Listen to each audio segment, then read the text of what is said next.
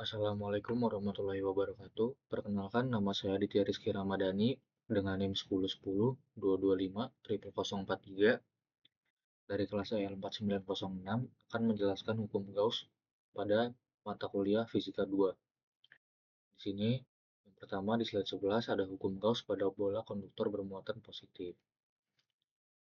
Pada slide ini ditunjukkan penerapan hukum Gauss pada bola konduktor bermuatan positif.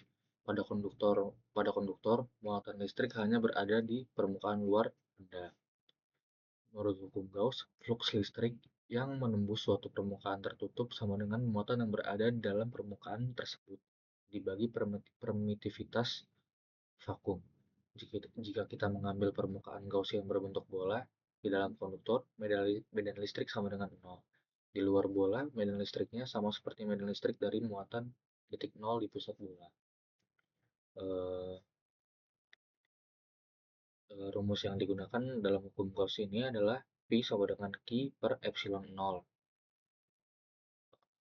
Eh, Jika dibuat permukaan Gaussian dalam konduktor, Q dalam sama dengan 0, maka P-nya sama dengan 0. Dan karena flux listriknya juga bisa ditulis P sama dengan EA, maka E-nya itu sama dengan 0. Kesimpulannya, medan listrik dalam bola konduktor adalah 0.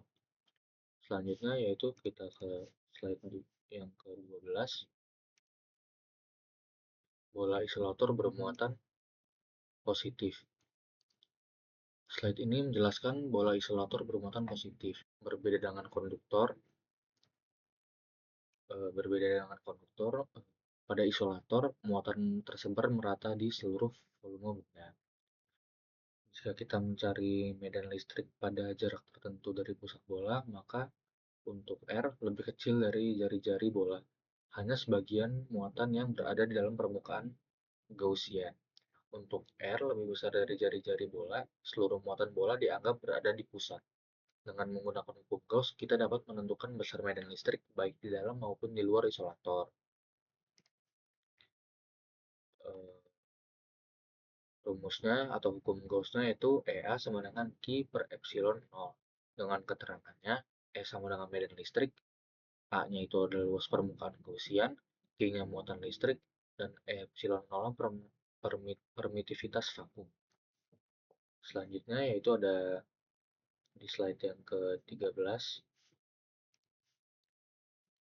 bola isolator berongga bermuatan positif.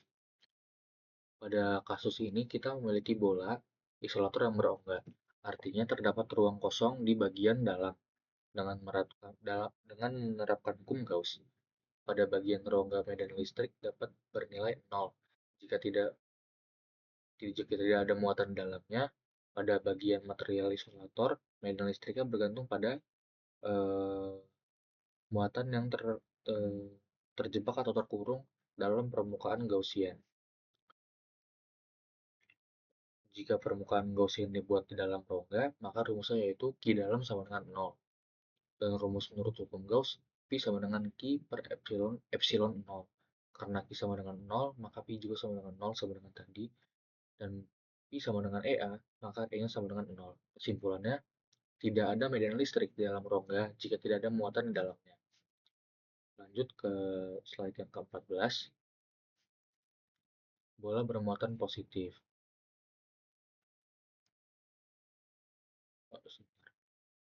Bola bermuatan negatif, sorry. Slide ini menunjukkan bola dengan muatan negatif. Perbedaan utamanya hanya pada arah medan listrik. Jika eh, jika muatan positif menghasilkan medan listrik yang keluar dari benda, maka muatan negatif menghasilkan medan listrik yang menuju ke dalam benda.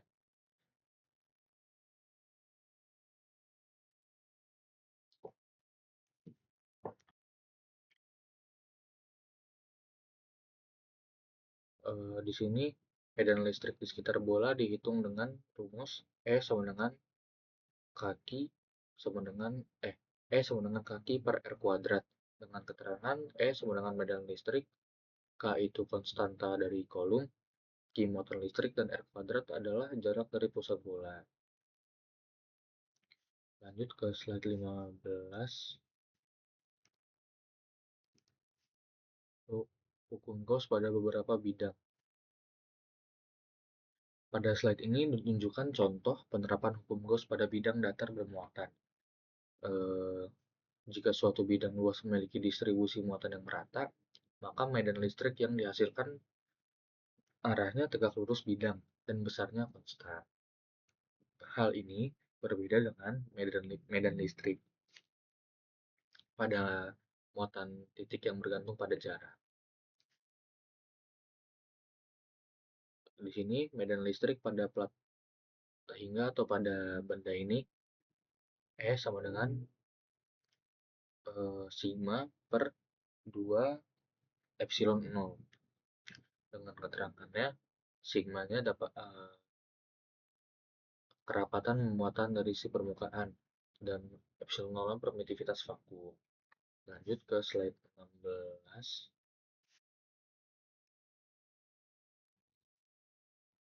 Hukum Gauss pada silinder. Slide ini menjelaskan penerapan hukum Gauss pada benda berbentuk silinder. Biasanya digunakan untuk menganalisis kawat panjang bermuatan. Eh, Kita menggunakan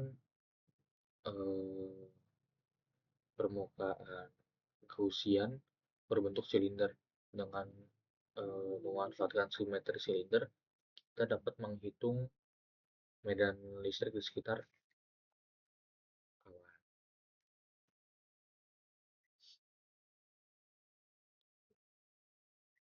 Medan listrik di sekitar silinder dapat dihitung dengan rumus E sama dengan lambda per 2pi epsilon 0 R.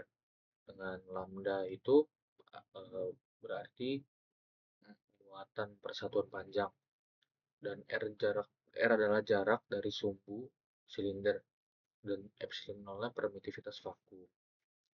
Lanjut ke slide 17, yaitu ada silinder isolator. Pada silinder isolator, muatan tidak hanya berada di permukaan tetapi tersebar di seluruh volume silinder. Jika kita ingin mencari medan listrik pada jarak tertentu dari pusat silinder, maka kita harus menentukan jumlah muatan yang berada di dalam permukaan Gaussian. Seperti semakin besar jarak dari pusat, maka semakin besar muatan yang terkurung.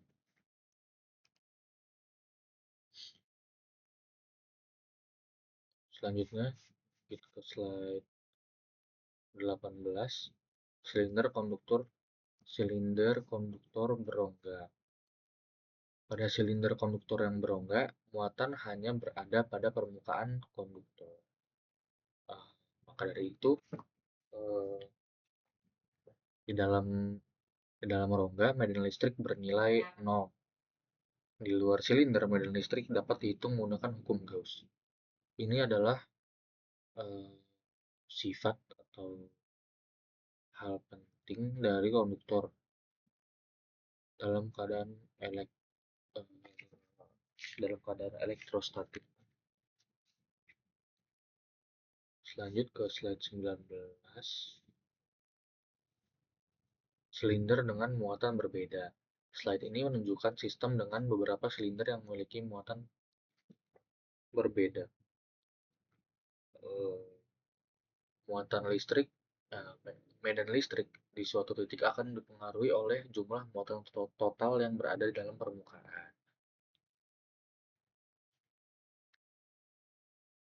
Medan listrik, muatan yang berada di luar permukaan Gaussian tidak mempengaruhi medan listrik pada titik tersebut. Selanjutnya ke slide 20. Di sini ada contoh soal penerapan hukum Gauss. Di slide yang nomor 20,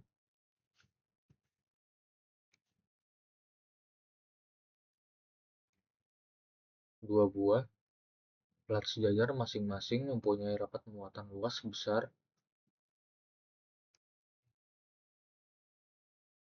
sebesar sigma plus 6,8 mikrocoulomb. Nah, di sini pada slide ini berarti terdapat dua plat bermuatan. Pertama positif bermuatan positif sigma dan bermuatan negatif sigma. Medan listrik dari setiap plat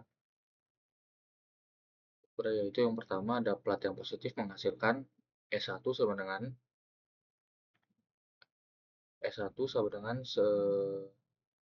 sigma per 2 epsilon 0. Sedangkan yang negatif E2 sama dengan sigma per 2 epsilon 0. Tetapi arah medan listriknya dari keduanya berbeda. Selanjutnya ke slide 21. Di daerah A sebelah kiri kedua plat, medan dari arah plat positif, sigma positif, ke kiri. Sedangkan medan dari plat negatif, sigma, mengarah ke kanan. Karena arahnya berlawanan, maka dapat ditulis EA negatif E1, EA sama dengan E1 negatif E2. Maka EA sama dengan sigma per 2 epsilon 0 negatif atau minus sigma per 2 epsilon 0. Dan EA-nya hasilnya sama dengan 0. Kesimpulannya dari slide 21 ini, medan listrik di daerah A adalah 0. Lanjut ke slide nomor 22. Di daerah B di antara kedua plat, medan dari plat sigma positif ke kanan dan medan dari plat sigma negatif ke kanan juga. Karena arahnya sama, kebalikan dari yang tadi, maka hasilnya yaitu EB sama dengan E1 plus E2. Maka EB sama dengan sigma per 2 epsilon 0 ditambah sigma per 2 epsilon 0 juga. Maka hasilnya yaitu EB sama dengan sigma per epsilon 0. Maka kesimpulannya medan listrik di daerah B adalah EB sama dengan sigma per epsilon 0. Karena arahnya dari plat positif menuju plat negatif. Selanjut ke slide 23. Medan listrik di daerah C atau yang di antara B dan D. Di daerah C sebelah kiri kanan dan kiri kedua plat. Medan dari plat yang sigma positif mengarahnya ke kanan. Sedangkan dari medan dari plat sigma yang negatif ke kiri. Karena arahnya berlawanan, maka EC sama dengan E1 dikurangin E2. Maka hasilnya adalah 0. Jadi medan listrik di daerah C itu 0. Selanjut ke slide yang ke-24.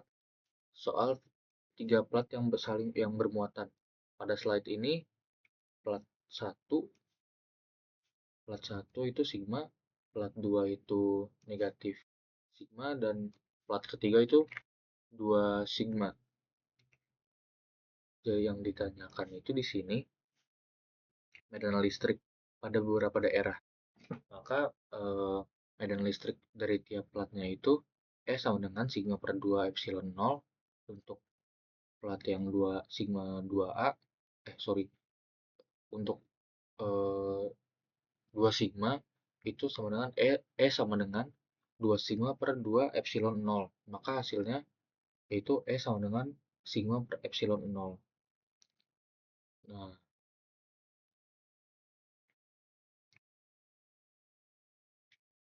oke, mungkin sekian dari saya. Melalui contoh soal ini kita dapat melihat bahwa hukum Gauss membantu dalam menentukan medan listrik pada sistem yang memiliki eh, simetri.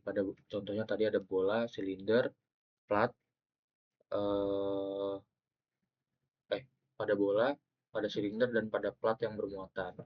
Oke, sekian dari saya. Wassalamualaikum warahmatullahi wabarakatuh.